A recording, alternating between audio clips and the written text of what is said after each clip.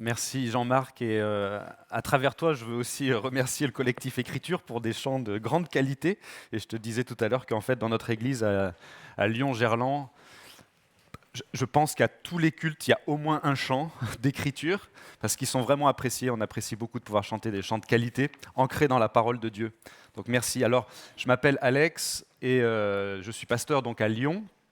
Et je suis lyonnais d'origine, j'ai grandi à Lyon, j'ai vécu toute ma vie là-bas.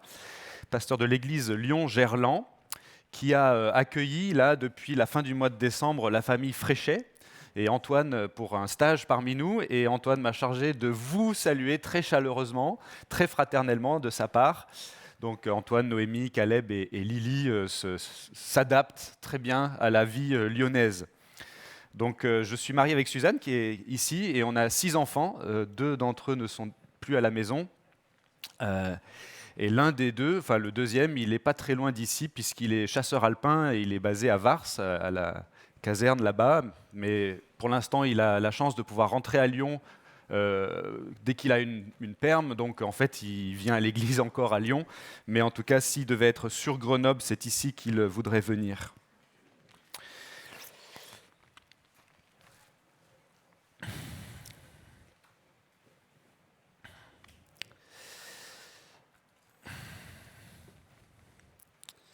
Il faut que je mette mon chrono pour ne pas dépasser.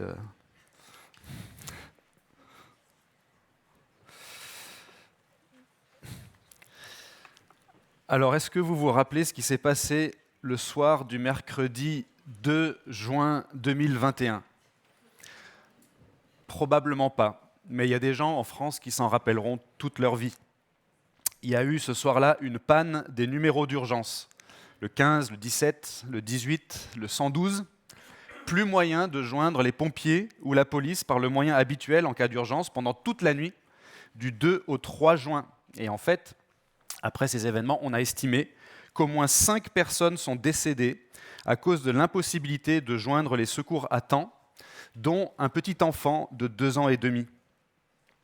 Et moi qui ai des enfants, je me mets à la place des parents, à la place de la maman qui a appelé pendant 1 heure le 15, puis le 18 sans réponse. Quel drame! Comment ne pas être complètement détruit par une telle expérience?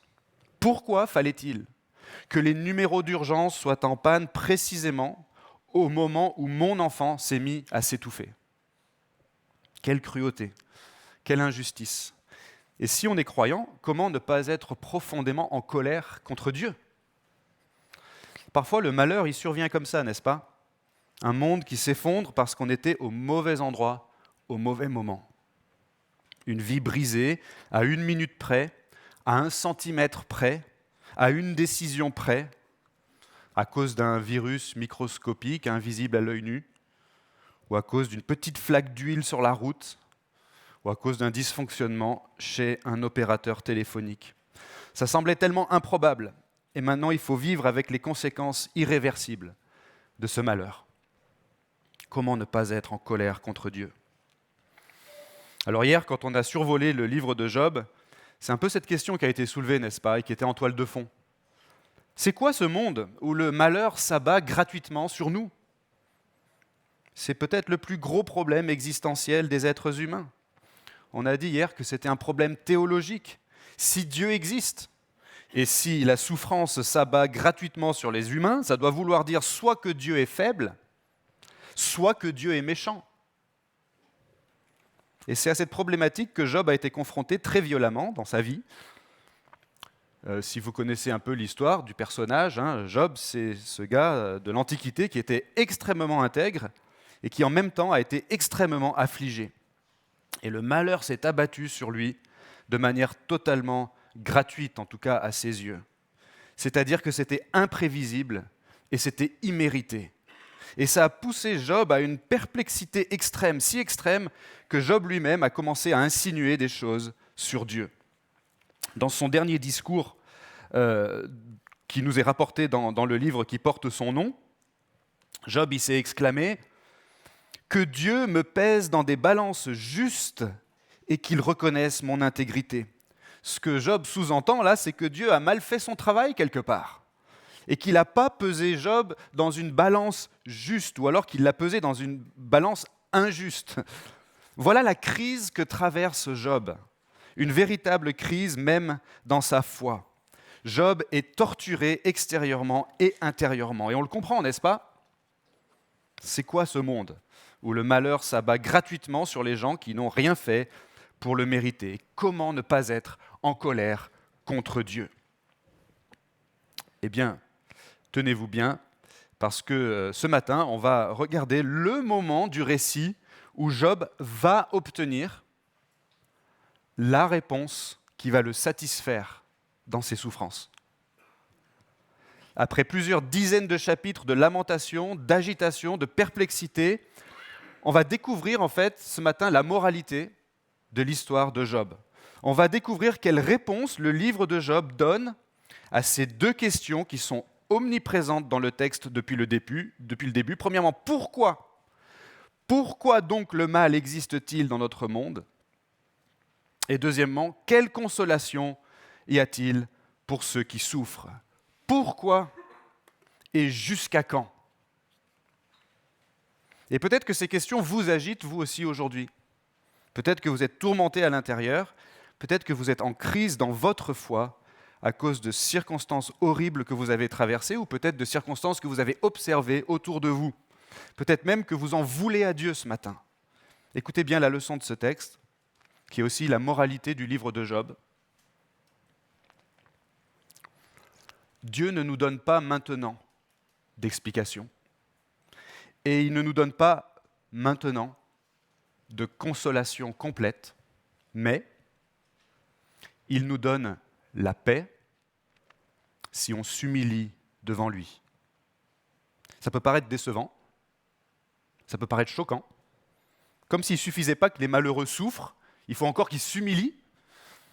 Si on regarde attentivement ce qui se passe dans le texte, dans quelques instants, on va voir que Job va recevoir précisément le remède à sa perplexité, et il va le recevoir, ce remède, par le moyen de son humiliation. Alors, humiliation, pas au sens d'être ridiculisé, humilié, ridiculisé, mais au sens d'être dépouillé de toute prétention.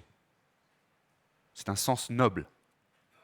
On va donc lire la dernière partie de cette grande section du livre de Job qui se trouve entre le prologue et l'épilogue, essentiellement constituée de dialogues entre des personnes. Et là, on va lire une parole que Dieu prononce lors d'un second discours que fait l'Éternel à Job. Et ça va être les toutes dernières paroles de cette section-là, avant l'épilogue qu'on va pas lire, mais qu'on a lu hier. Et vous allez voir que Dieu va commencer par s'adresser à Job avec beaucoup d'ironie. Ensuite, il va lui présenter un animal impressionnant appelé Béhémoth en hébreu, traduit par hippopotame dans beaucoup de versions en français. Et ensuite, il va lui présenter un deuxième animal encore plus impressionnant que le premier, appelé cette fois Léviathan, traduit par crocodile dans beaucoup de versions. Et enfin, le texte va nous rapporter la réponse de Job à ce discours de l'Éternel. Vous êtes prêts? Donc on est dans le livre de Job, chapitre 40. Alors selon le découpage de ma version, on va commencer à lire au verset 6, mais peut-être que dans votre version, c'est le début du chapitre 40. Je vous rassure, en tout cas, c'est le même texte. C'est juste un petit décalage au niveau des versets qui est possible en fonction des versions. Job, chapitre 40, verset 6. « L'Éternel répondit à Job du milieu de la tempête et dit « Mets une ceinture à tes reins comme un vaillant homme. Je t'interrogerai et tu m'instruiras. Veux-tu réellement annuler mon jugement? Me condamneras-tu pour te justifier? As-tu un bras comme celui de Dieu, une voix tonnante comme la sienne? Orne-toi de fierté et de prestige, revêt-toi d'éclat et de magnificence, répands les flots de ta colère, regarde tous les orgueilleux et abaisse-les. Regarde tous les orgueilleux, courbe-les, écrase sur place les méchants, cache-les tous ensemble dans la poussière, emprisonne-les dans le cachot. Alors moi-même je te célébrerai, car ta droite aura été ton salut. Voici l'hippopotame, le béhémoth en hébreu, que j'ai formé comme toi. Il mange de l'herbe comme le bœuf. Le voici, sa force est dans ses reins et sa vigueur dans les muscles de son ventre. Il raidit sa queue comme un cèdre. Les nerfs de ses cuisses sont entrelacés. Ses os sont des tubes de bronze. Son ossature comme des barres de fer. Il est la première des œuvres de Dieu. Celui qui l'a fait l'a pourvu d'une épée. Les montagnes lui fournissent sa pâture, là où se jouent tous les animaux de la campagne. Il se couche sous les lotus, dans le secret des roseaux et les marécages. Les lotus le couvrent de leur ombre, les saules du torrent l'environnent. Si le fleuve devenait violent, il ne s'alarmerait pas. Si le Jourdain se précipitait dans sa gueule, il resterait en sécurité. Est-ce quand il a les yeux ouverts qu'on pourra le saisir? Est-ce qu'on le prendra au piège pour lui percer le museau?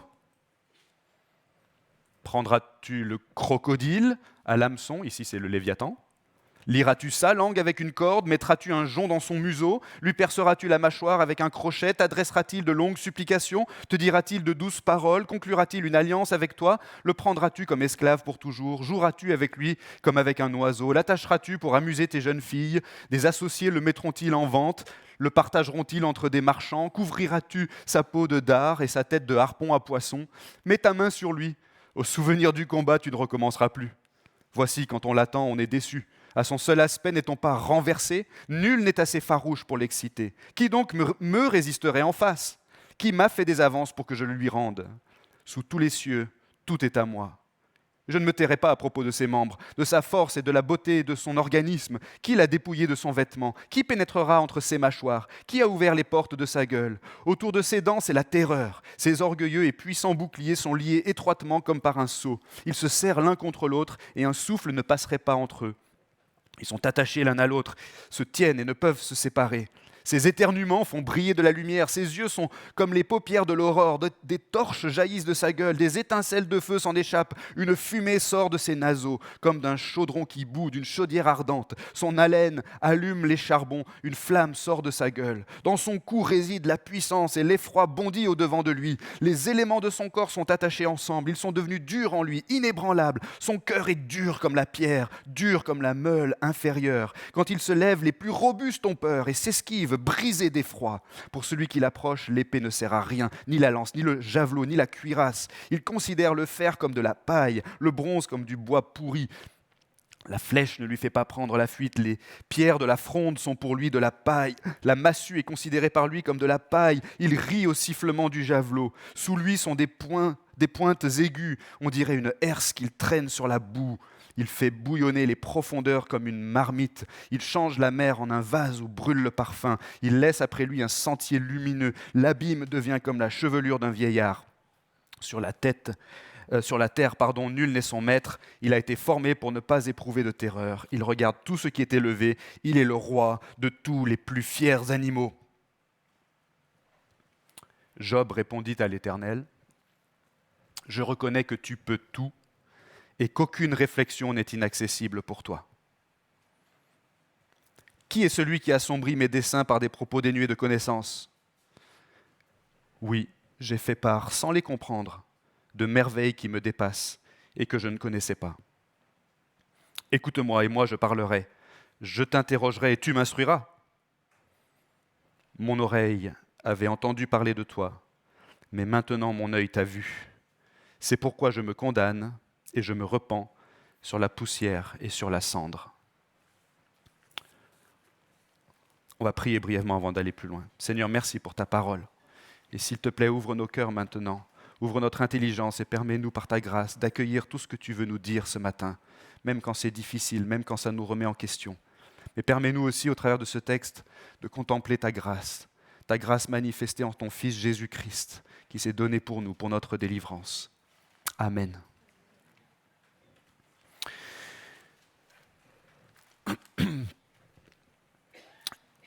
Dieu ne nous donne pas maintenant d'explication, il ne nous donne pas maintenant de consolation complète, mais il nous donne la paix si on s'humilie devant lui. Voilà toute la leçon de ce passage et je dirais même la moralité de tout le livre de Job. Alors, on va voir comment le texte nous en parle. Premièrement, on doit accepter qu'on est impuissant.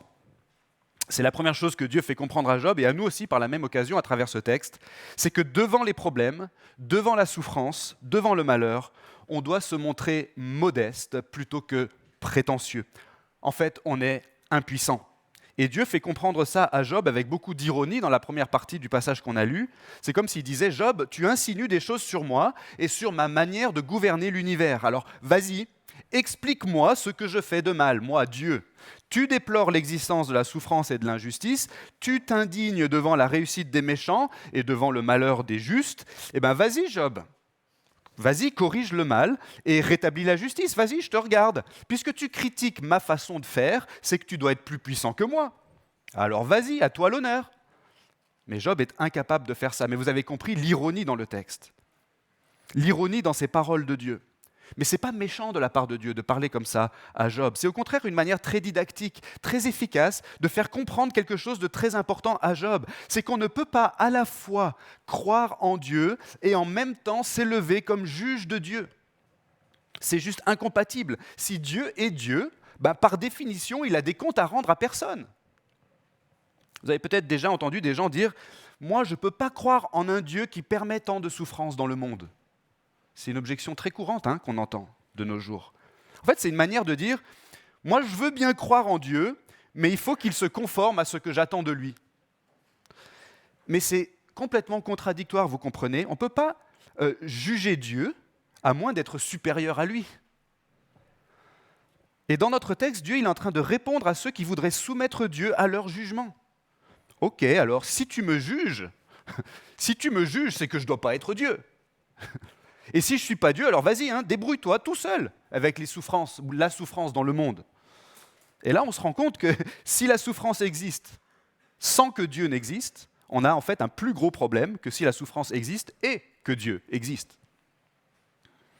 C'est comme quand je demande à mon épouse Suzanne de me couper les cheveux, je ne peux pas à la fois lui demander de faire quelque chose que je ne peux pas faire moi-même et en même temps lui dire qu'elle le fait mal.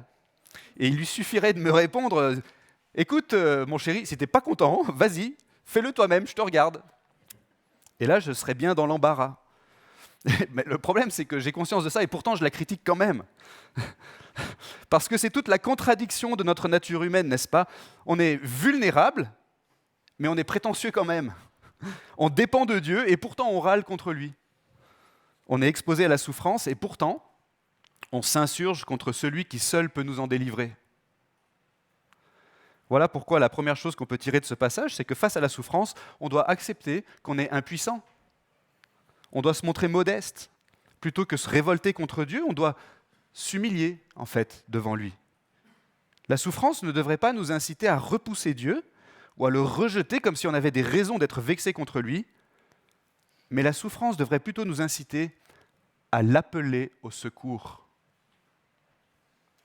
C'est aussi ce que Élihu avait dit à Job dans les chapitres précédents. Il lui avait dit que la souffrance devrait servir à préserver de l'orgueil l'homme fort. Ça peut sembler un peu étrange, mais c'est le point de départ, en fait, vers la paix. Accepter qu'on n'y peut rien et qu'il n'y a que Dieu qui peut nous délivrer. Heureusement qu'il y a un Dieu qui peut nous délivrer. Peut-être que vous traversez aujourd'hui quelque chose de très difficile, ou peut-être que vous vivez aujourd'hui avec les conséquences irréversibles d'un malheur qui vous a frappé un jour. Eh bien, au lieu de vous répéter sans cesse « Quelle injustice ! Quelle injustice !» entraînez-vous plutôt à dire « À l'aide, Seigneur ! À l'aide, Seigneur !» Parce que devant le malheur, on est impuissant. Et il y a une forme de soulagement, en fait, à le reconnaître. La souffrance devrait donc nous faire appeler Dieu au secours, plutôt que nous faire brandir le poing contre lui. Ça, c'est le premier point. Deuxièmement, on doit accepter que le monde nous dépasse. Si on revient au texte, on voit là, à partir du verset 15, dans mon découpage en tout cas, on voit qu'après cette première partie pleine d'ironie, Dieu il poursuit son discours à Job et maintenant il veut lui faire comprendre, et à nous aussi, à travers lui, qu'il y a quelque chose de vraiment bénéfique à faire quand on est en proie à la souffrance et au doute. C'est observer la puissance de notre Créateur dans le reste de sa création. Observer comment la puissance de celui qui nous a formés se voit dans d'autres choses qu'il a formées autour de nous. Et c'est là donc que Dieu attire l'attention de Job sur le béhémoth, l'hippopotame. On ne sait pas exactement ce que Dieu désigne par ce terme, parce qu'en fait c'est une tournure un peu curieuse qu'on trouve nulle part ailleurs dans la Bible. Ça semble désigner un animal hyper imposant, apparemment le plus imposant de tous les animaux terrestres, puisque Dieu dit au verset 19 que c'est la première de ses œuvres. dans le sens où c'est la plus éminente, la plus remarquable, celle qui est la plus difficile à dominer dans le monde naturel. Et comme c'est un animal herbivore, d'après le texte, verset 15, Jean Calvin dit que c'est sûrement un éléphant. Ma traduction de la Bible propose donc un hippopotame, et la traduction second 21 propose tout simplement, c'est peut-être celle que vous avez sous les yeux, l'animal par excellence. Alors moi j'aime bien imaginer un dinosaure sauropode comme un brachiosaure ou un diplodocus, vous savez, ces dinosaures terrestres herbivores avec la longue queue et le long cou qui pouvaient faire 40 mètres de long et peser 80 tonnes, soit l'équivalent d'une bonne douzaine d'éléphants. Quoi qu'il en soit, le but du texte semble être assez clair. Job, représente-toi le Béhémoth. Moi, ton créateur, j'ai aussi créé cet animal incroyable, indomptable, invulnérable, d'une constitution si complexe et si imposante, cette merveille que tu serais incapable de concevoir et encore moins de créer. Job, représente-toi le Béhémoth et pose-toi cette question. Est-ce que tu acceptes que le monde que j'ai créé te dépasse? Est-ce que tu acceptes que le monde qui te dépasse, c'est moi qui l'ai créé? En fait, Dieu est tout simplement en train d'inciter Job à se montrer docile devant lui, alors même qu'il souffre. Et ça, c'est la posture que Dieu veut lui apprendre dans son malheur. C'est comme un enfant qui aurait une écharde dans la paume de sa main, et bien sûr, il veut l'enlever parce que ça lui fait mal. Et il s'acharne dessus, mais il n'y arrive pas. Il n'arrive pas à l'enlever. Et sa maman s'approche pour l'aider. Mais pourquoi est-ce que l'enfant lui ferait confiance à sa maman? Pourquoi est-ce qu'il lui ouvrirait la main pour se laisser faire? Alors peut-être premièrement parce que c'est sa maman. Mais peut-être aussi parce qu'elle va lui rappeler qu'elle est chef de service de chirurgie au CHU de Grenoble depuis bien avant qu'il est né, cet enfant. Regarde, mon loulou, cette opération à cœur ouvert que j'ai réalisée la semaine dernière qui a duré plus de 5 heures. Tu peux me faire confiance avec ton écharde. De la même façon, dans notre texte, regarde le Béhémoth que j'ai formé comme toi, Job. Tu peux me faire confiance avec ta souffrance, si pénible soit-elle. Tu dois accepter que le monde te dépasse, mais moi je dépasse le monde, dit Dieu. Alors oui, il y a quelque chose de vraiment bénéfique à faire quand on est en proie à la souffrance et au doute, c'est observer la puissance de notre Créateur dans le reste de sa création. Il y a quelques années, les responsables de mon église, ils m'ont gentiment accordé un repos sabbatique après une période vraiment compliquée et chargée. J'ai passé quelques semaines en Bourgogne et une partie de ce temps, je l'ai passé isolé et j'ai passé beaucoup de temps à me promener dans la nature. Et à part le fait de prier et de lire ma Bible, vous savez ce qui m'a fait le plus grand bien? Ça a été de me promener en bordure des champs et de rencontrer des vaches. Et je me souviens distinctement d'avoir juste pris le temps d'examiner l'anatomie de cette créature incroyable pendant de longues minutes, dans le silence de la campagne bourguignonne. Alors, ce n'était pas un Béhémoth que j'avais sous les yeux, et pourtant, comme c'était impressionnant. Et j'en ai tiré quelque chose concernant celui qui avait formé cette créature et qui m'avait aussi formé moi. Et à vrai dire, ça m'a rassuré. Quand on souffre, il y a vraiment une vertu thérapeutique, spirituelle, à contempler les merveilles de Dieu dans sa création et à nous laisser impressionner par sa puissance. D'ailleurs, on m'a offert un petit livre séculier, ce n'est pas un livre chrétien, qui vante les mérites de la promenade. Et j'ai lu ceci concernant l'observation de la nature, je vous cite. Ce changement de position, cette manière de se mettre ailleurs, nourrit une attention nouvelle à l'environnement, une curiosité bien éloignée de celle de la vie quotidienne. L'observation est sans cesse à l'affût de toute trouvaille, à la recherche d'une autre dimension du monde qui était à portée de main, mais jamais encore arpentée. Les bienfaits de la promenade. Vous avez de la chance, vous habitez à Grenoble, vous êtes entouré de magnifiques montagnes. Allez-y, promenez-vous, observez la nature, priez et louez Dieu pour les merveilles de sa création parce que ça fait du bien à l'âme. On doit accepter que le monde nous dépasse. Troisièmement, on doit accepter que Dieu maîtrise tout. On revient encore au texte et maintenant on arrive en fait au paroxysme de ce discours de Dieu. Et en fait, c'est le paroxysme de tout le livre de Job, en réalité. C'est curieux comme paroxysme, parce que c'est encore la présentation d'une créature, cette fois appelée Léviathan. Et cette créature-là, elle est absolument redoutable et terrifiante. L'idée même qu'on puisse l'apprivoiser est juste risible, dit Dieu, tellement cette bête est dangereuse. Et son anatomie, c'est celle d'un monstre abominable et irrésistible. Alors donc, vous voyez, dans le texte, il y a comme une surenchère. Le Behemoth était impressionnant déjà, mais voici le Léviathan.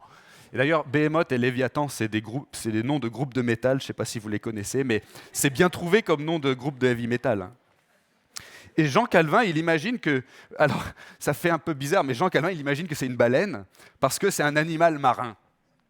Mais comme je l'ai lu dans ma traduction, ça dit un crocodile. En réalité, on est probablement plus proche du monstre du Loch Ness, ou d'un dragon, ou d'un gigantesque serpent de mer, comme on en rencontre dans les légendes un peu partout dans le monde. Hein.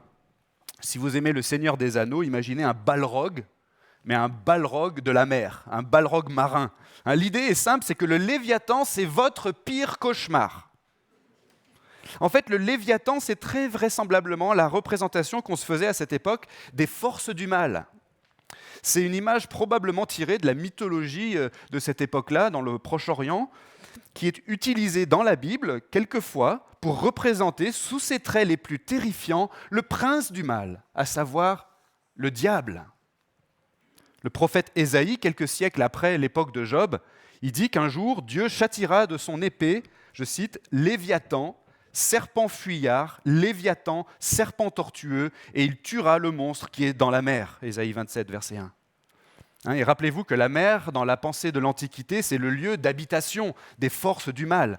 Donc Léviathan, c'est l'incarnation de l'adversaire ultime de Dieu, c'est l'incarnation de celui qui mène la guerre à Dieu et à son projet, c'est le serpent ancien, c'est le Nachash, en hébreu, le grand dragon, le serpent ancien appelé le diable et Satan, comme dit l'apôtre Jean dans le livre de l'Apocalypse au chapitre 12. Et Job lui-même avait conscience de son existence. On le sait parce qu'il avait déjà affirmé, dans un de ses derniers discours, il avait déjà affirmé que Dieu était capable de le transpercer de sa main, le Léviathan. Mais Job avait aussi évoqué le Léviathan dès sa première prise de parole au tout début du livre, chapitre 3, quand il avait ouvert la bouche la toute première fois pour se lamenter et pour maudire le jour de sa naissance. Et il avait à ce moment-là espéré, je cite, que ceux qui savent réveiller le Léviathan maudissent la nuit où ses parents l'avaient conçu lui, Job. Mais voici la réponse de Dieu, donc 38 chapitres plus tard, après cette lamentation de Job, il dit « Nul en fait n'est assez farouche pour le réveiller, le Léviathan ». Et il dit ça en plein milieu d'une description cauchemardesque de ce monstre. C'est comme si Dieu disait « Job, tu voulais parler du Léviathan ? Parlons-en du Léviathan. Tu as raison, le Léviathan a un rôle important dans cette histoire. En même temps, tu ne te rends pas compte, tu te rends pas vraiment compte de ce que tu dis. Tu invoques ceux qui savent réveiller le Léviathan, mais tu parles de qui en fait ? Parce que ces gens-là, ils n'existent pas. Le Léviathan n'obéit à personne, sauf à moi qui l'ai créé. C'est moi qui fais de lui ce que je veux. Et c'est pourquoi Dieu ajoute juste après, « Qui donc me résisterait en face ? Qui m'a fait des avances pour que je le lui rende ? Sous tous les cieux, tout est à moi. » Autrement dit, oui, le Léviathan est la plus redoutable des créatures, c'est vrai, mais c'est quand même une créature. C'est ma créature, dit Dieu, et c'est moi qui la domine et qui peux la réveiller si je veux. Et dans le texte, en fait, ce qu'on a, c'est comme si Dieu était en train de se vanter de la force du Léviathan pour montrer combien lui, Dieu, est fort, puisque lui domine ce Léviathan. Imaginez un cow-boy qui arriverait à dompter un cheval sauvage dans un rodéo, et donc pour souligner son talent et sa prouesse à lui, au cow-boy, on aurait envie d'insister sur le caractère vraiment redoutable du cheval, n'est-ce pas ? Il y a une logique. Et c'est ce qui se passe dans le texte. Dieu insiste sur le caractère vraiment redoutable du Léviathan, sur le caractère vraiment redoutable du diable. Il insiste dessus pour souligner sa force à lui, Dieu. Et comme ça, Dieu il est en train d'ajuster ou de recalibrer la perception que Job avait de l'univers, y compris du monde surnaturel ou du monde invisible. Dieu est en train de rappeler à Job que même le diable est subordonné à Dieu, même les pires malheurs que Job a traversés et qu'il est encore en train de traverser à ce stade de l'histoire. Même les pires malheurs sont subordonnés à Dieu. Rien ni personne ne peut résister à Dieu et c'est toujours son décret qui s'accomplit. Job, regarde en face le Léviathan. Job, regarde en face l'ennemi de ton âme, celui qui te fait souffrir. Regarde comme il est horrible, regarde comme il est effrayant. Combien je dois être puissant et redoutable, n'est-ce pas, pour arriver à le dominer sans aucune résistance. Voilà la logique argumentative de Dieu dans son discours, vous comprenez ? Donc on doit accepter que Dieu maîtrise tout. Il maîtrise même le monde surnaturel. Il maîtrise même les forces du mal. Oui, le malheur peut s'abattre sur nous ou sur nos proches, comme sur Job. Oui, on peut voir la main redoutable de l'adversaire derrière les choses qui nous arrivent. Et cette main, elle est bien là, toute dégoûtante et monstrueuse. Mais derrière sa main, il y a quand même celle de Dieu, qui n'est en aucun cas l'auteur du mal,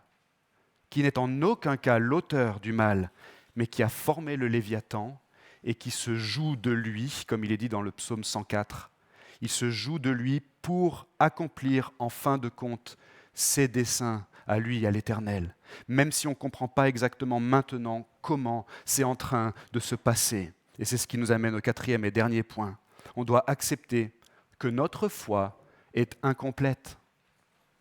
À la fin du passage qu'on a lu, Dieu il s'arrête de parler et puis on a la réaction de Job en quelques versets. Qu'est-ce qui se passe ? Job, il dépose les armes et il s'incline humblement devant Dieu. Il confesse que Dieu est souverain et que ses projets sont irrésistibles.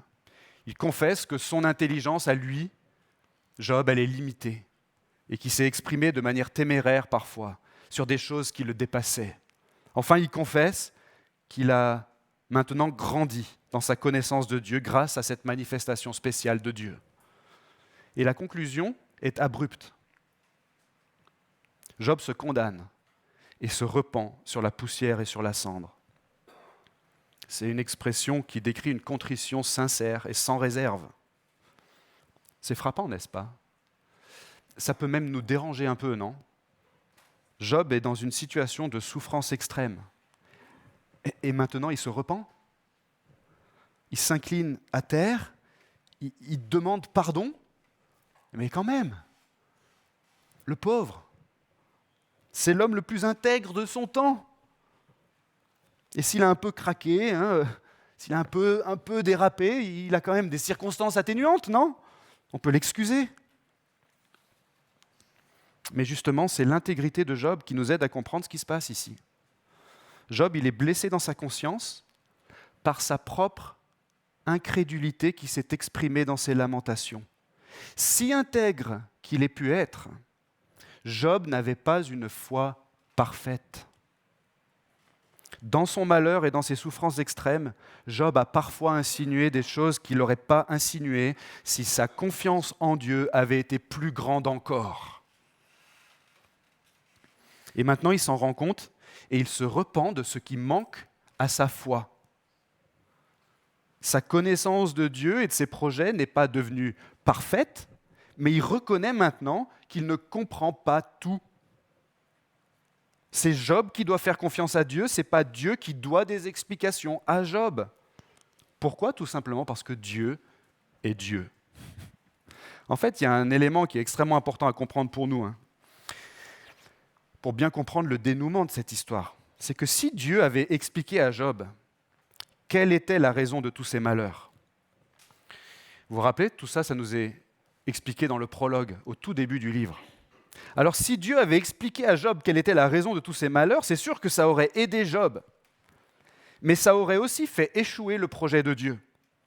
Il ne fallait pas que Job comprenne comment ces souffrances s'inscrivaient dans le bon projet de Dieu, autrement le diable aurait pu utiliser ça contre Job et contre Dieu en disant « Ah, bien sûr que Job demeure fidèle, puisqu'il comprend ce qui se passe. » C'est donc pas de manière désintéressée que Job te craint. et le diable aurait gagné son défi.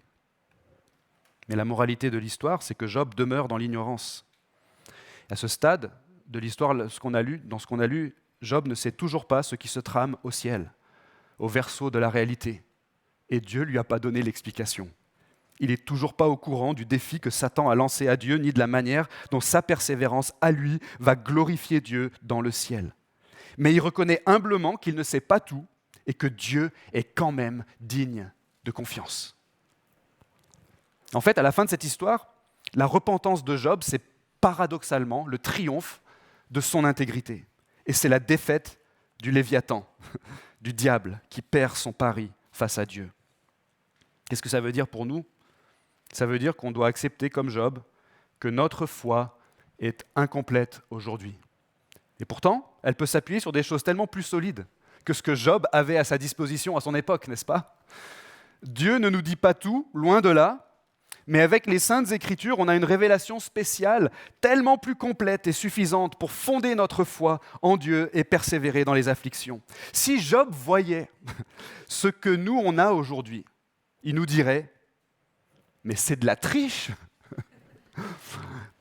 Quand le malheur s'abat sur vous, en 2024, vous, pour 2 €, dans n'importe quelle librairie, vous avez tous les prophètes et les apôtres qui vous parlent de l'ordre de l'univers et du caractère de Dieu et de son projet et de toutes ses promesses de grâce. C'est de la triche. J'avais pas ça, moi. Et surtout, cette merveilleuse et précieuse révélation de Dieu qu'est la Bible vous parle de Jésus-Christ et de sa venue parmi les hommes pour combattre le Léviathan et triompher de lui par sa mort et sa résurrection. Vous, en 2024, pour 2 €, vous pouvez savoir, pour sûr, que le Fils de Dieu s'est offert volontairement sur la croix pour vous délivrer de vos péchés, si vous croyez en lui, et pour vous garantir une place auprès de Dieu pour l'éternité. Vous pouvez savoir qu'il a scellé la défaite du mal et de la mort par sa résurrection le 3e jour. Vous pouvez savoir qu'il est monté au ciel et qu'il règne et que les jours du diable sont comptés et que si le dragon s'acharne contre vous, ce n'est que temporaire et que c'est sûr que votre Rédempteur est vivant et qu'il se lèvera le dernier sur la terre. Comme vous êtes des privilégiés, dirait Job, parce que vous avez la Bible et l'Église et des pasteurs et des signes tangibles que le Sauveur lui-même a institués comme la Sainte Seine qu'on a pris il y a quelques instants, pour vous maintenir dans la foi. Et pourtant, notre foi est encore incomplète, n'est-ce pas ? Le malheur s'abat sur nous ou autour de nous, et on ne comprend vraiment pas comment ça peut servir la gloire de Dieu. Même avec tout ce qu'on a en plus que Job. La pensée même que ça puisse contribuer au bon projet de Dieu nous heurte et ça nous choque. Pourquoi ? Tout simplement parce qu'il manque encore quelque chose à notre foi. Et en fait, on doit accepter cette réalité. On doit la confesser. Ce n'est pas Dieu qui nous doit des explications. C'est nous qui devons à Dieu notre confiance. Et un jour, au jour du retour glorieux de Jésus, au jour de la réparation du monde, on comprendra et on admirera la perfection du projet de Dieu. Et on n'aura que des louanges à la bouche. En attendant, aujourd'hui, notre existence est empreinte de souffrance. Et c'est parfois très douloureux. C'est un peu comme certains intervalles en musique qui peuvent être dissonants. Je vais vous montrer.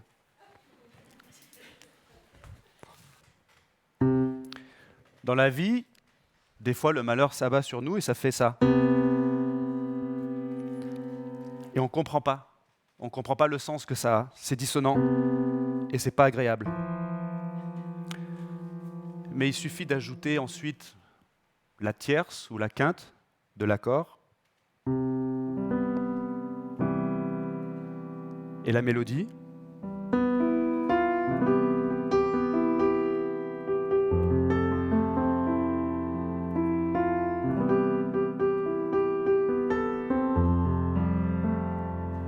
Et tout prend du sens. Et on est émerveillé de voir la place de la dissonance dans l'harmonie de la musique. Et les dissonances d'aujourd'hui, dans notre existence sur cette terre, vont servir en fait l'harmonie du monde à venir. tout contribue à la réalisation du projet de Dieu, selon sa pensée parfaite et souveraine. Et personne dans l'éternité ne pourra détecter la présence d'une seule fausse note. Alléluia. Alors tout ça pour dire quoi ? On a commencé en rappelant combien ce monde semblait cruel et combien il était facile, ne serait-ce qu'en suivant l'actualité, d'éprouver de l'amertume et de la colère contre Dieu qui permet que ces choses horribles arrivent. Pourquoi donc le mal existe-t-il dans notre monde ? Et quelle consolation y a-t-il pour ceux qui souffrent ? Pourquoi ? Et jusqu'à quand, Seigneur ? Et on a vu ce matin quelle était finalement la moralité du livre de Job. Dieu ne nous donne pas maintenant d'explication, et il ne nous donne pas maintenant de consolation complète, mais il nous donne la paix si on s'humilie devant lui. Oui, on dirait bien que le malheur s'abat gratuitement sur les gens ici-bas, c'est peut-être votre expérience personnelle. Je suis sûr que ça l'est pour certains d'entre nous ce matin. Mais le remède à notre perplexité, c'est notre humiliation, notre dépouillement de toute prétention devant Dieu. On doit accepter qu'on est impuissant, accepter que le monde nous dépasse, accepter que Dieu maîtrise tout et accepter que notre foi est encore incomplète. On doit se rappeler qui on est et qui est Dieu. Comme le dit Jean Calvin, je cite quelque chose qu'il dit sur ce passage, il dit « Nous nous prosternons devant la face de notre bon Dieu, en connaissance de nos fautes, le priant qu'il nous les fasse mieux sentir que nous ne les avons senties jusqu'ici, et que de plus en plus nous apprenions à le glorifier, et même de telle sorte que nous soyons pleinement abattus, et qu'en le glorifiant, nous ayons la bouche close de notre côté, pour ne rien présumer qui soit, mais que nous apprenions à nous connaître tels que nous sommes, afin de nous rendre pleinement sujets à sa majesté. » Vous voyez, la paix ne se trouve pas aujourd'hui, dans l'explication de nos souffrances, ni aujourd'hui dans une consolation parfaite, et encore moins dans une délivrance spectaculaire, même si ça peut arriver.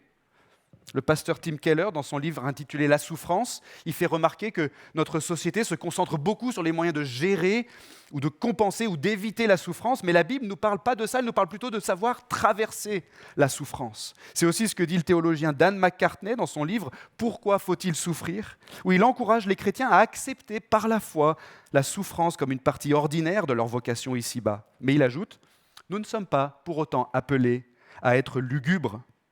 La joie de l'Évangile doit faire son chemin, même au milieu de nos souffrances. Notre appel consiste plutôt à supporter la souffrance d'une certaine manière. Supportons la souffrance comme des chrétiens, supportons la souffrance comme Job à la fin de notre texte. Et ça consiste à faire tout simplement ce que l'apôtre Pierre a commandé à des chrétiens de son époque qui souffraient eux aussi terriblement. Il leur a dit « Humiliez-vous donc sous la puissante main de Dieu, afin qu'il vous élève en temps voulu. » Alors que Dieu nous dépouille de toute prétention et qui nous accorde ainsi la paix pour traverser la souffrance et la supporter comme des chrétiens. Amen. Prions. Seigneur, merci pour ta parole. Merci pour l'espérance indestructible que nous avons en Jésus-Christ, ton Fils. Aide-nous à nous appuyer toujours plus sur lui. Aide-nous à nous émerveiller toujours plus de sa personne et de son œuvre. Aide-nous à grandir dans notre foi. Aide-nous à persévérer dans les afflictions et à te rendre la gloire en toutes circonstances. Amen.